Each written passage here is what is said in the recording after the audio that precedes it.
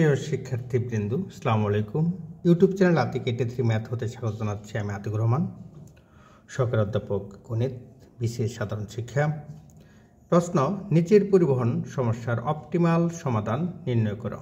Optimal মানে চূড়ান্ত সমাধান, যেখানে ছকের ঘরে পরিবহন খরচ টাকায় দেওয়া আছে। তাহলে দেখো এখানে আছে এরকমভাবে। তাহলে এখানে আছে W1, W2, W3, W4, W5, আর এদিকে আছে দেখো এরকম আছে যে F1, F2, F3, F4।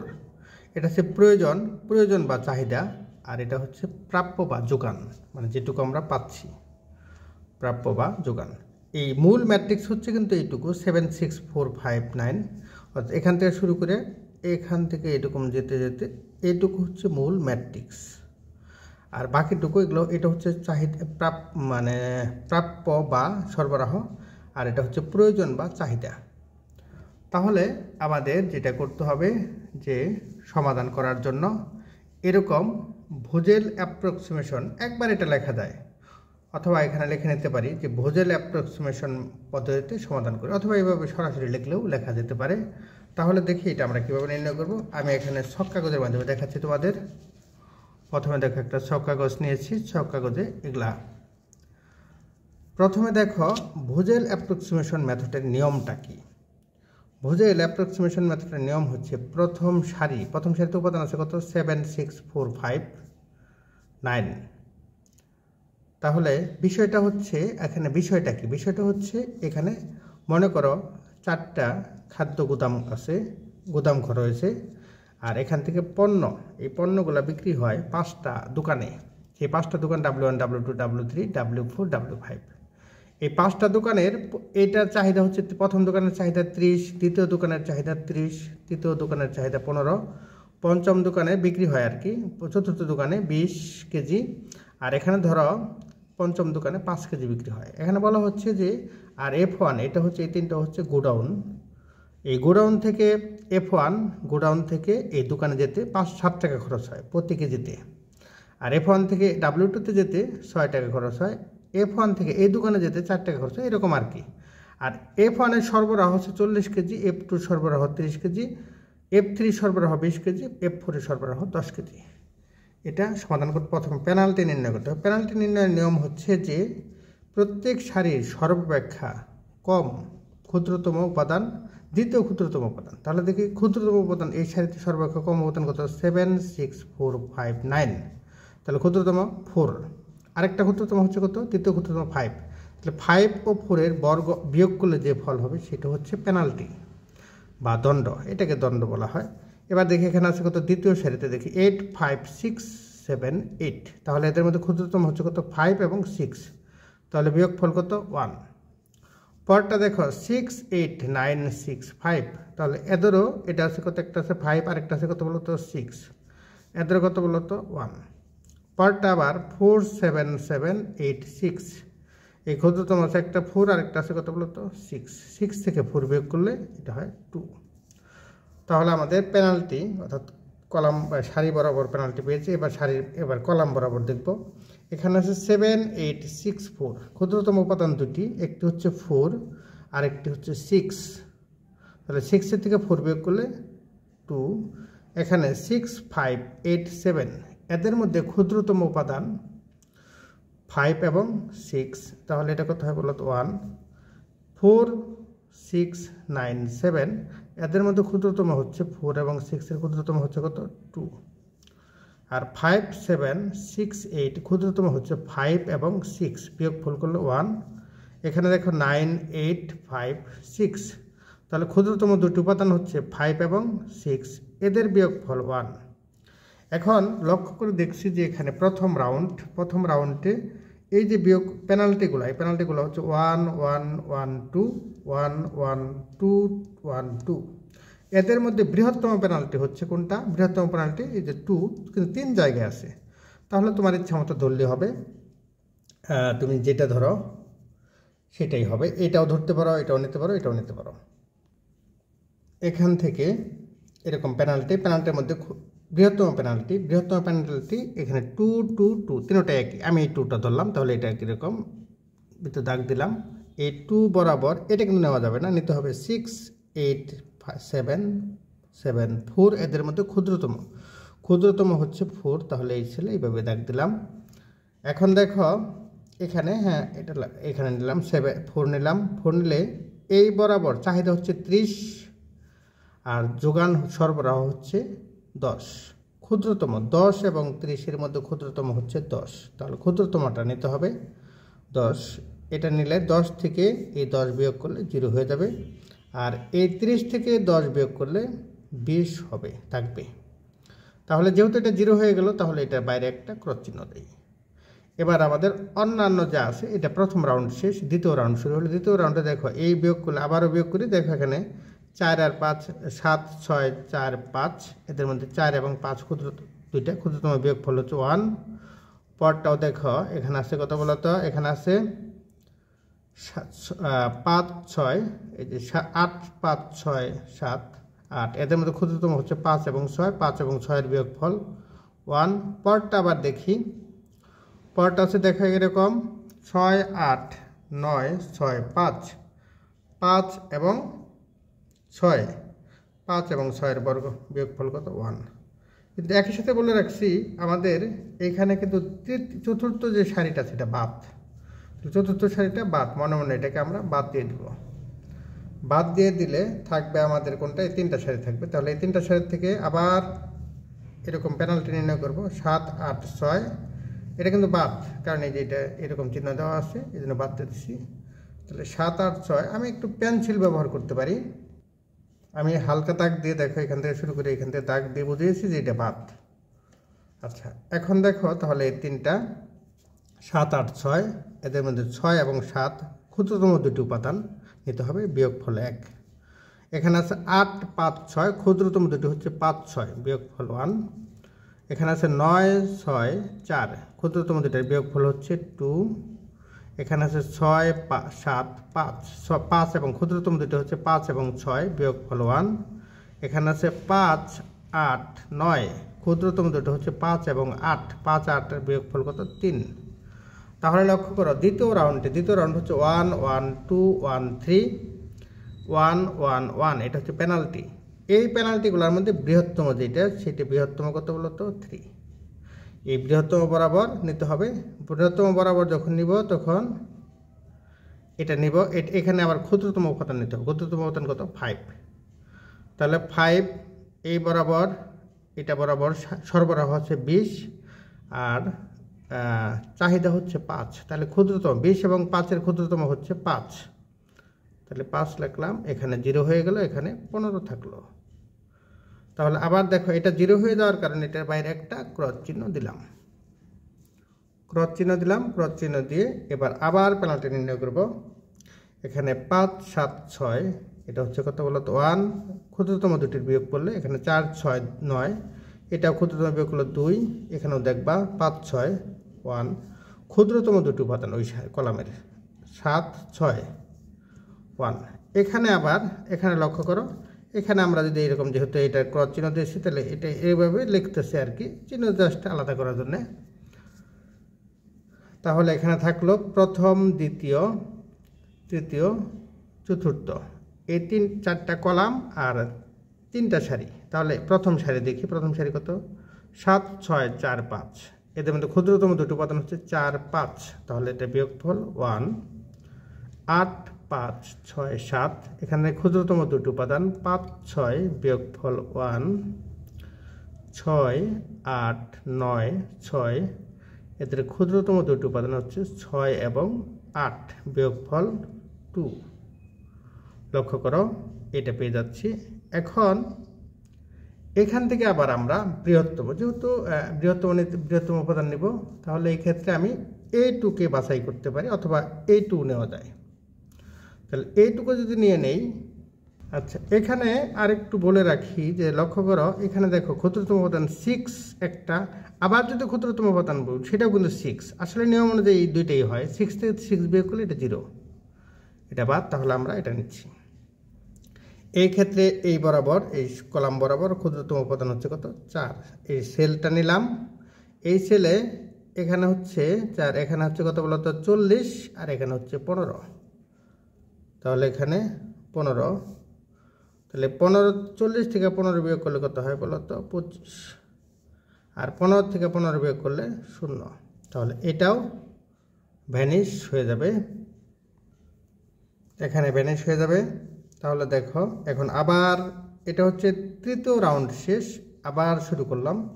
আবার শুরু করলে দেখো এখানে 7 7 8 6, তার মানে এটা 1 হয়, এটা 6 5 8, এটা 1 হয়, অর্থাৎ 5 6 বিয়োগ করলে 1 হয়। আর এখানে দেখো 5 7 6, 5 আর 6 এর বিয়োগফল 1। আর এদিকে কিন্তু এটা বাদ, এটার এই কলাম বাদ, দুইটা কলাম বাদ গেছে, তাহলে আমি পেন্সিল দিয়ে আবার দাগটা নিই। এই একটা কলাম বাদ পড়ছে এবং এই একটা কলাম বাদ। তাহলে থাকলো দেখো প্রথম কলাম, দ্বিতীয় কলাম, চতুর্থ কলাম। তাহলে এগুলোর মধ্যে বিয়োগফল করব 5 6 7, তাহলে 6, এটা তো ক্ষুদ্রতম দুটি হচ্ছে 5 এবং 6, তাদের বিয়োগফল 1। আবার 6, এই দেখো আরেকটা হচ্ছে কত 7 5 8, 5 এবং 7 এর বিয়োগফল 2। আরেকটা হচ্ছে দেখো এরকম 6 8 6, এদের বিয়োগফল হচ্ছে 6 থেকে 6 বিয়োগ করলে 0, এটা 0 হয়ে যাচ্ছে। হ্যাঁ, এখন দেখি এখন নিব আমরা 2, এদের মধ্যে এই যে 1 2 0 1 1 1, এদের মধ্যে বৃহত্তম হচ্ছে 2, তাহলে 2 নিলাম 2 বরাবর। তাহলে দেখো এখানে ক্ষুদ্রতম উপাদান কোনটা আছে, এইটা আর এটা কিন্তু বাদ, অর্থাৎ আমাদের তৃতীয় কলাম এবং পঞ্চম কলাম বাদ। তাহলে বাদ দিলে থাকে এখন আমরা ইচ্ছা করলে এটাও নিতে পারি, দেখো এটাও নিতে পারবো। এখানে কত 7, আর এখানে কত 5 8, তাহলে ক্ষুদ্রতম হচ্ছে 5, এটা নেই। 5 নিলে এখানে আছে 30, এখানেও 30, তাহলে এদের মধ্যে ছোট কোনটা 30, দুটো সমানই, তাহলে এটাও 0 হয়ে গেল। 30 থেকে 30 বিয়োগ করলে 0, 30 থেকে 30 বিয়োগ করলে 0 হয়ে যায়। তাহলে লক্ষ্য করে একই সাথে দুইটা ক্রস, এটাও ক্রস হবে, আবার এটার বাইরেও ক্রস চিহ্ন হবে। তাহলে আমাদের থাকলো কোনটা, থাকলো হচ্ছে প্রথম কলাম আর চতুর্থ কলাম। প্রথম কলামে 7 8 6, এদের দুইটার বিয়োগফল হচ্ছে কত 1। পরটা আবার 5 7 6, তো 5 আর 6 এর বিয়োগফল 1, এরকম। আর এদিকে হবে দেখো প্রথম কলাম ও তৃতীয় কলাম, তাহলে প্রথম কলাম কত, প্রথম সারি ও তৃতীয় সারি, তাহলে প্রথম সারি 7, তৃতীয় সারি 6, এই প্রথম সারিটা দেখব 7 আর কত 7 আর 5, 7 5। অন্যগুলা কিন্তু দেখো লক্ষ্য করো, অন্যগুলা এটাও কিন্তু ভ্যানিশ হয়ে গেছে, এটা এরকম দাগ দিলাম, যদিও পরীক্ষার খাতায় দাগ দেওয়া যাবে না। 7 এবং 5 এর বিয়োগফল হচ্ছে 2, আবার 8 এবং 7 এর বিয়োগফল, আর 6 এবং দেখো এখানে এটা দেখে নিতে হবে, এটা আছে 6 এবং 6 এর বিয়োগফল 0। তাহলে আমরা এদের মধ্যে দেখো এটা হচ্ছে পঞ্চম রাউন্ড, প্রথম রাউন্ড, দ্বিতীয় রাউন্ড, তৃতীয় রাউন্ড, চতুর্থ, পঞ্চম রাউন্ড, এখানেও কিন্তু পঞ্চম রাউন্ড। এই পঞ্চম রাউন্ডটা আছে 1 1 0 2, তাহলে এটা বড় কত 2, 2 বরাবর, যেটা বড় সেটা বরাবরই নিতে হবে, সর্বদা আমরা তাই নিয়েছি। এটা 2 বরাবর, এটা নিচ্ছি। এখানে আছে 5 আর হচ্ছে 7, 5 ও 7 এর মধ্যে ক্ষুদ্রতম হচ্ছে কত বলতো 5, তাহলে 5, এখানে 5, এখানে আছে 25 আর এখানে আছে 20, তাহলে নিতে হবে কত 20। তাহলে 25 থেকে 20 বিয়োগ করলে এখানে হবে 5, আর এখানে হবে কত 0। আবারও বলছি 25 থেকে 20 বিয়োগ করলে হবে একটা 5, আর এখানে 20 থেকে 20 বিয়োগ করলে 0। তাহলে এটার বাইরে একটা ক্রস চিহ্ন দেব, ক্রস চিহ্ন দিয়ে এরকম পাচ্ছি। তাহলে আমাদের থাকলো শুধু এই দুইটা, তো 7 আর হচ্ছে 7 আর 6, 7 আর 6 এর মধ্যে ছোট হচ্ছে শুধু 6 নিচ্ছি। এখানে আছে 20 আর এই বরাবর আছে 15, 15 এবং 20 এর মধ্যে ক্ষুদ্রতম হচ্ছে 15, তাহলে এখানে 15 লিখি। তাহলে 15 থেকে 15 গেলে 0, আর এই 20 থেকে 15 গেলে 5, এই 5 এখন আবার আরেকটা আছে আমাদের, সেটা কত 7, একটা মাত্র উপাদানে আছে। এখানে আছে 5, এই 7 এই বরাবর কলামে আছে 5 আর সারিতে আছে 5। তাহলে আমরা 5 নিয়ে নিলাম। তাহলে 5 থেকে 5 গেলে 0, এই 5 থেকে 5 গেলেও 0। তাহলে আমাদের এটাও ভ্যানিশ, তো সবগুলাই ভ্যানিশ হয়ে গেল, সবগুলো ভ্যানিশ হয়ে গেছে। তাহলে এখানে আমরা চলক পেয়েছি, দেখো এরকম 5, এটা হচ্ছে x1, এক নম্বর সারি এক নম্বর কলাম, x11 সমান 5, x13 সমান 15, x14 সমান 20, x22 সমান 30, x31 সমান 15, x35 সমান 5, x41 সমান 10, এরকম পাচ্ছি। আর জেড খরচ হচ্ছে, দেখো জেড হচ্ছে জেড 5 গুণন 7 প্লাস 15 গুণন 4 প্লাস 20 গুণন 5 প্লাস 30 গুণন 5 প্লাস 15 গুণন 6 প্লাস 5 গুণন 5 প্লাস 10 গুণন 4, এইভাবে এটা হচ্ছে খরচ, মোট খরচ। সুতরাং নির্ণয় সমাধান থেকে আমরা এইভাবে ভোজেল অ্যাপ্রক্সিমেশন মেথড পদ্ধতি প্রয়োগ করে বুনিয়াদি সম্ভাব্য সমাধান এরকম পাবো। আমি লিখে দিয়েছি এটা x11 সমান 5, x13 15, x1 মানে এক নম্বর সারি 4 নম্বর কলাম 14 সমান 20, x22 সমান 30, x31 সমান 15, x35 সমান 5, x41 সমান 10, এরকম আমরা পাচ্ছি। এবং জেড সমান এটা গুণ করে 5 গুণন 7 প্লাস 15 গুণন 4 প্লাস 20 গুণন 5 প্লাস 30 গুণন 5, 30 গুণন 5 প্লাস 15 গুণন 6 প্লাস 5 গুণন 5 প্লাস 10 গুণন 4, এই পর্যন্ত আমরা পেয়েছি। এখানে বন্টন সংখ্যা হচ্ছে সারি সংখ্যা 4টি, কলাম 5টি, বিয়োগ 1, এটা হচ্ছে সূত্র। তাহলে এখানে 8 পাচ্ছি এবং চলকের প্রকৃত সংখ্যা 7টা। আমরা লক্ষ্য করেছি যে 7টা চলক পেয়েছি, গুণে দেখলে 7টা পাওয়া যাবে। সুতরাং চূড়ান্তর পরীক্ষা সম্পাদন করা যাবে না, কারণ এখানে চলক সংখ্যা এবং বন্টন সংখ্যা সমান হতে হবে। তাহলে এখন আমরা সেল 2-3 লক্ষ্য করো, এখানে দেখো এদের মধ্যে প্রথমে দেখবো আমরা এর মানে যেটা বরাদ্দকৃত হয় নাই, এরকম যে কোনো একটা সেলের ক্ষুদ্রতম সেলটা দেখব। ক্ষুদ্রতম সেল দেখতে পাচ্ছি এখানে 6। এখন লক্ষণীয় যে 6 কেন, এখানে তো আরও সেল ছিল। এখন দেখো এখানে আমরা 6, এখানে আছে কত বলতো 6, এখানে আছে কত, এরকম করে করে আমরা এটা পেয়েছি যে 6 ক্ষুদ্রতম মান হচ্ছে এটা অবরাদ্দকৃত 6, 7, 6, 8, 9, 6, তারপর কত 8, 7, 7। এদের মধ্যে ক্ষুদ্রতম যে এটা আছে বরাদ্দকৃত সেল, এই যে এখানে আমি দেখাচ্ছি তোমাদের, যে এখানে অবরাদ্দকৃত সেল দেখো এখানে আছে 6, 6, 7, 6, 9, 8, 8, 7, 7। এদের মধ্যে ক্ষুদ্রতম হচ্ছে 6। তাহলে এটা নেওয়া যায়, এটা নিলে পরে সবগুলো হয়ে যায়। তাহলে আমরা অন্যটা নিলাম, তার মানে এটা নিলাম কত বলো অ্যাবসোলেন্টের মান হচ্ছে 0-র কাছাকাছি, সেটাই এখানে লেখা আছে। দেখো এখানে বলা আছে যে এখন সেল, এটা হচ্ছে 2 নম্বর সারি 3 নম্বর কলাম, এখন সেল 3-2-3 এর মধ্যে একটি অতি ক্ষুদ্র ধনাত্মক সংখ্যা অ্যাবসোলেন্ট যোগ করি, যেন ভিত্তিক চলকের সংখ্যা 8 হয়, যেখানে অ্যাবসোলেন্ট টেন্ডস টু 0, অ্যাবসোলেন্ট 0-র কাছাকাছি। এখন ইউআই ও ভিজে এর নতুন মানের জন্য নতুন বুনিয়াদি সম্ভাব্য সমাধান নিম্নের টেবিলে দেওয়া হলো। তাহলে ইউআই কি আর ভিজে কি? ইউআই হচ্ছে সারি বরাবর আর ভিজে হচ্ছে কলাম বরাবর। তাহলে দেখি এখানে নির্ণয় নিচের টেবিলে সমাধান, এটা কিন্তু আমাদের আগের থেকেই ছিল, এখানে জাস্ট শুধু অ্যাবসোলেন্ট যুক্ত করা হয়েছে। এই যে অ্যাবসোলেন্ট যুক্ত করেছে, যুক্ত করে হ্যাঁ এই টেবিলে দেওয়া হলো, এই যে অ্যাবসোলেন্ট যুক্ত করা হয়েছে 6-এর এখানে। এখন গুদাম আই এর জন্য, এখানে আই এর জন্য ইউআই, তার মানে এটা হচ্ছে কত বলতো ইউআই,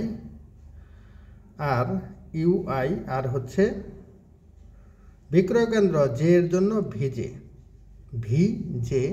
বিবেচনা করি, যেন সকল বুনিয়াদি চলকের জন্য ইউআই প্লাস ভিজে সমান সিআইজে হয়। বুনিয়াদি চলক কোনটা কোনটা? বুনিয়াদি চলক হচ্ছে 7, সরি এই বুনিয়াদি চলক হচ্ছে কত বলতো? এটা আছে কত বলতো? বুনিয়াদি চলক এখানে আছে এটা, অর্থাৎ এই ঘরটা বুনিয়াদি সেল, এটা এটা এটা এটা এটা এটা এটা এগুলা বুনিয়াদি। আর অবুনিয়াদি আছে যেগুলা নির্ণয় করা হয়নি, নির্ণয় করা যায়নি, অবরদ্ধকৃত সেল যেটা। তাহলে এখানে ধরবো সিআইজে, তার মানে এটা হচ্ছে আই হচ্ছে সারি আর জে হচ্ছে কলাম। তাহলে আমি যদি এটার মধ্যে একটু লিখে রাখি আই কোনটা, এটা হচ্ছে কত বলতো? হ্যাঁ, আই হচ্ছে কি বলতো? সারি। তাহলে দেখো এটা হচ্ছে প্রথম সারি U1 U2 U3 U4, আর কলাম হচ্ছে এরকম V1 V2 V3 V4 V5 এরকম। সেই ক্ষেত্রে সিআই এরকম নির্ণয় করব, ইউআই প্লাস কত বলতো? ভিজে সমান সিআইজে। আমরা পাই U1। তাহলে এটার ক্ষেত্রে দেখো, এটার ক্ষেত্রে এখানে আছে কিন্তু 7। তাহলে আমরা লিখব U1 এই যে U1 প্লাস V1, এই বরাবর এইটা যখন নিব তখন এই বরাবর সারি নিব আর এই বরাবর কলাম নিব। U1 প্লাস V1 সমান 7। পরটা আবার দেখো, যদি আমি নিচের দিকে নামি তাহলে এখানে কিন্তু লেখা যায়, এখানে দেখো এটা হচ্ছে U1 প্লাস V1 সমান 7। এটা কিন্তু এরকম U1, এটা বরাবর U1, সারি বরাবর U1 আর কলাম বরাবর হচ্ছে V3। U1 প্লাস V3 সমান হচ্ছে 4। পরটা দেখো U1 প্লাস V4 সমান 5, V4 সমান 5। তারপরটা হচ্ছে আবার এরকম বরাদ্দকৃত সেলের জন্য এটা U2 প্লাস V2 সমান 5, এটা হচ্ছে U2 প্লাস V3 সমান 6। পরটা দেখো এটা U3 প্লাস V1 সমান 6, এটা নিব বরাদ্দকৃত সেলের জন্য নিচ্ছি। U3 প্লাস V5 সমান 5, এটা হচ্ছে U4 প্লাস V1 সমান 4। এরকম করে আমরা পাচ্ছি। এখন এখান থেকে বুনিয়াদি এরকম নির্ণয় করলাম। এখানে দেখো চলক আছে, কিন্তু চলক আমরা আগে দেখেছি যে চলক আছে হচ্ছে এখানে আছে 4টা আর এখানে 5টা, মোট চলক 9টা, কিন্তু সমীকরণ হয়ে গেছে দেখো 8টা। দেখো সমীকরণ 8টা হচ্ছে 1 2 3 4 5 6 7 8। এখানে 8টি সমীকরণে 9টি অজানা রাশি রয়েছে, সুতরাং একটি মুক্ত চলক আছে। সেই মুক্ত চলক মানে সমীকরণ সংখ্যা থেকে চলক সংখ্যা থেকে সমীকরণ সংখ্যা বিয়োগ করলে যেটা হয় সেটা মুক্ত চলক। সেই মুক্ত চলককে ধরলাম U1। তাহলে U1 সমান ধরলাম 0 ইচ্ছা মতো। তাহলে আমরা পাই U1 যদি 0 ধরি তাহলে V1 7 হবে, আবার U1 সমান 0 ধরলে V3 4 হবে, U1 সমান 0 ধরলে V4 5 হবে। তাহলে আমরা এরকম পাচ্ছি। পরটা আবার দেখো এখানে V2 এখানে আছে কত বলতো? U2। পরটা আবার আমরা আরেকটা দেখি, আমরা এখানে পাচ্ছি V1 V3 V4 এর মান পাচ্ছি এখান থেকে 5। এবার নির্ণয় করব V2, এটা কীভাবে নির্ণয় করব? দেখো এখান থেকে আমরা কিন্তু অনেকভাবে নির্ণয় করতে পারি। যখন এখানে V1 এর মান আমরা পেয়েছি, V1 এর মান পেয়েছি 7। V1 এর মান যদি 7 পাই তাহলে U4 এর মান পাবো 7, 4 থেকে 7 বিয়োগ করলে -3 U4। আবার দেখো V5 এর মান আমরা পেয়েছি, V5 এর মান পেয়েছি 6, তাহলে U3 এর মান পাবো -1, U3 মান -1। আবার V1 এর মান পেয়েছি 7, তাহলে U3 মান পাবো -1 U3 মান। এরকমভাবে আমরা মানগুলা নির্ণয় করব। নির্ণয় করে এখন আবার অবুনিয়াদি, এখন বলতেছে আমরা সকল অবুনিয়াদি চলকের জন্য C/ij এর মান নির্ণয় করব। তাহলে অবুনিয়াদি চলক কোনগুলো? অবুনিয়াদী চলক হচ্ছে, দেখো এটা অবুনিয়াদী চলক সি বার 1 2, 1 নম্বর সারি 2 নম্বর কলাম। সি বার 1 2 যখন হবে 6 মাইনাস 6, অর্থাৎ এখানে আছে 6 সি বার 1 2। এটাকে আমরা একটু সূত্রে যদি এইভাবে লিখে রাখি তাহলে ভালো হয়। সেটা হচ্ছে সি আই জে সমান, এটা কিন্তু এরকম, এটা কোথাও লেখা নাই, এটাকে লিখে রাখলে ভালো হয়। এরকম হবে সি আই জে, এই সূত্রটা যদি আমরা ফলো করতে পারি তাহলে ভালো হয়। সি বার আই জে সমান C I J minus UI plus VJ. তাহলে এখান দেখো এটা আছে, এটার ক্ষেত্রে আমরা এইভাবে লিখব 6 সি বার আই জে হচ্ছে 6 মাইনাস ইউ1, আর এখানে আছে ভি2। তাহলে ইউ1 এর মান 0 আর ভি2 এর মান 3। এটা বিয়োগ করলে এটা হয়ে যাচ্ছে কত 3। আবার 1 পরটা হচ্ছে কত 15 হচ্ছে কত সি বার 15 অর্থাৎ সি 15 এর মান হচ্ছে 9 মাইনাস ইউ1 প্লাস ভি5। ইউ1 এর মান হচ্ছে 0 আর ভি5 এর মান হচ্ছে 6। এরকম করে আমরা এখানে এই মানগুলো পাচ্ছি, কিন্তু লক্ষ্য করছি যে এখানে একটা ঋণাত্মক মান চলে আসছে।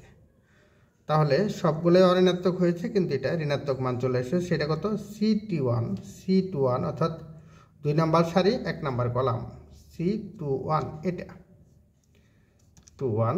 এখন এটা লিখেছি, দেখো এইভাবে লিখেছি যে যেহেতু অবুনিয়াদী চলকের নতুন সম্পর্কযুক্ত খরচ সহগ ধনাত্মক নয়, সুতরাং সমাধানটি চূড়ান্ত নয়। তার মানে এটাকে আমাদের আরও আগাতে হবে।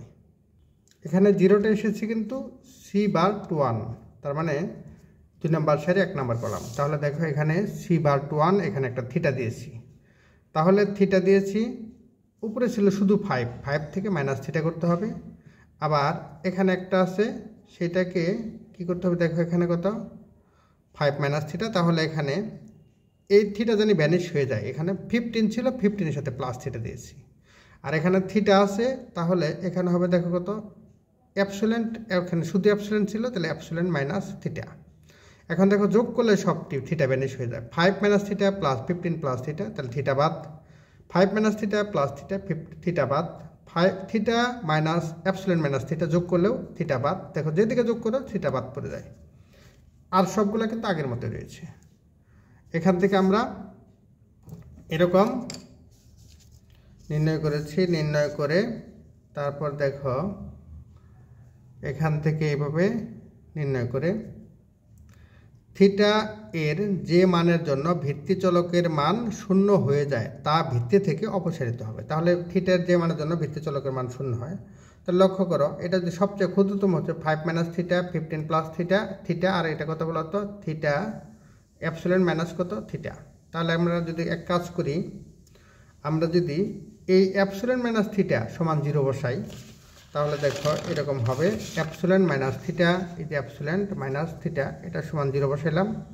তাহলে শুধু অ্যাবসোলেন্ট হচ্ছে কত থিটা, অথবা থিটা সমান অ্যাবসোলেন্ট। তাহলে যেখানে থিটা আছে সেখানে আমরা অ্যাবসোলেন্ট বসাবো।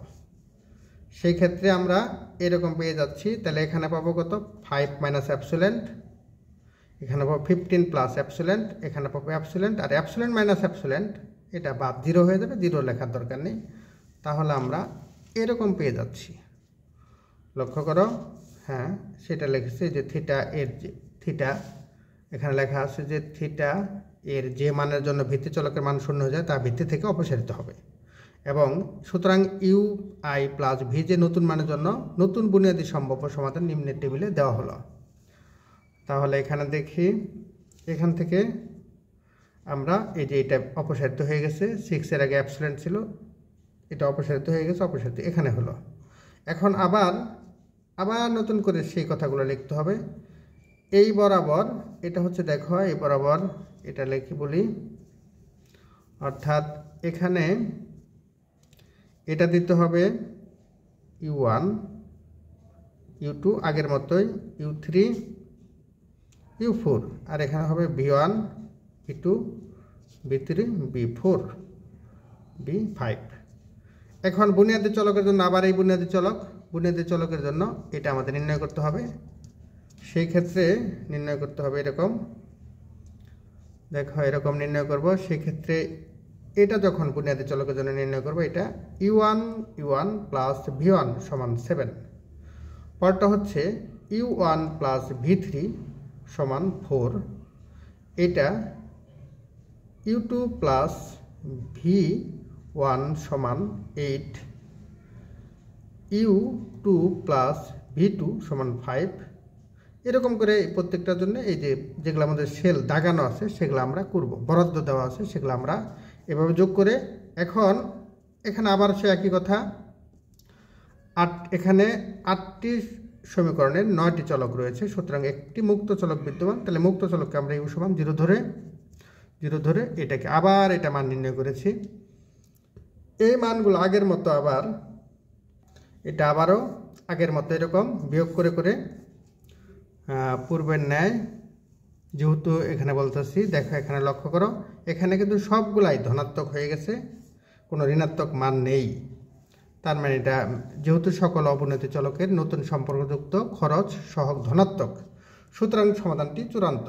অতএব উপরোক্ত সমাধান অনুযায়ী মোট খরচ এটা, এবং মোট খরচ সর্বনিম্ন করতে চূড়ান্ত পরিবহন পরিকল্পনা আমাদের এটা নির্ণয় করতে হবে। x11 সমান 5, x13 সমান 15। এটা আবার একটু এটা বলে নেই যে তাহলে এটা কোথা থেকে পেলো। এটা কিন্তু এখানে বুনিয়াদি চলক হচ্ছে x11 সমান হচ্ছে কত, এই অ্যাপসিলেন্টের মান 0 ধরে x11 সমান হচ্ছে 7, x13 সমান 4, x15 সমান x13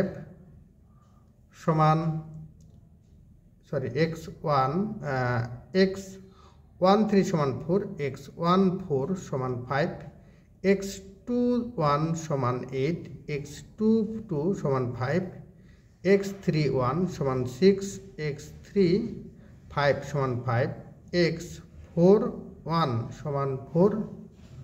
এরকম আমরা নির্ণয় করব, এখান থেকে জেড নির্ণয় করব। আশা করি এই পর্যন্ত তোমরা বুঝতে পেরেছ, এবং এটার মান হয়েছে 500। তাহলে নিয়মিত চর্চা করো, ভালো ফলাফল অর্জন করো। সকলের জন্য শুভকামনা রইল। আল্লাহ হাফেজ। চর্চা করলে পারবা।